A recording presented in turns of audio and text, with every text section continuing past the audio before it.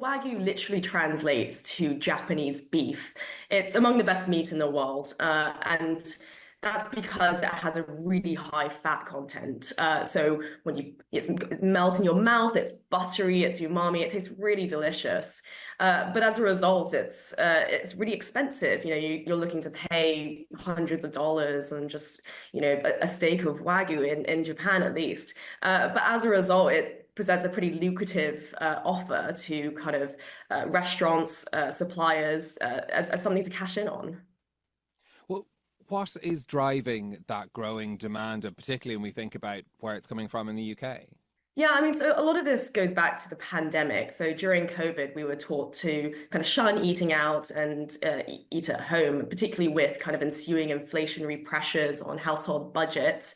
And so as a result, consumers were looking to trade up on more kind of premium items to kind of treat themselves. And Wagyu just becomes part of that story. So we're seeing a growing trend of premiumization, and Wagyu is associated with, high quality meat. And so as a result, consumers want to kind of treat themselves to the occasional Wagyu steak. Okay, so then how are farmers overseas then making it work? It's expensive. You can see the attraction maybe of offering it to more picky consumers, but how are farmers making it work for them? Yeah, so what's really interesting is that in Japan there are four official Wagyu breeds, and they're not the easiest cattle to raise, and Japan has really clamped down on the export of kind of live genetics. But there is a small herd outside of Japan. So one of the ways that overseas farmers are making this work is by breeding Wagyu cattle with some of their local dairy herds. So in the UK, at least, we see a lot of kind of crossbreed cattle.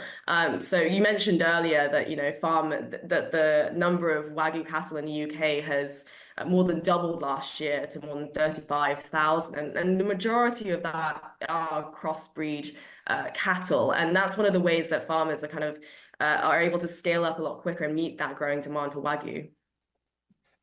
For, Jennifer, have you tasted both of them, and is there a difference? Yeah, there definitely is. Listen, and if you were to put a British Wagyu steak in front of a Japanese consumer, I think they'd be expecting something a lot different too. The farming techniques in the UK are different. The kind of feed that they're given is different. It's a lot more grass-based, and it does affect the texture of the meat and the taste. It's a bit chewier in the UK. In the UK, we're more used to chewy steaks. But it is a better quality steak. It does have a higher fat content. But if you're going to your local supermarket, your local Waitrose or Aldi, and you're expecting to find a Wagyu steak that you get in Japan, you're probably going to be disappointed.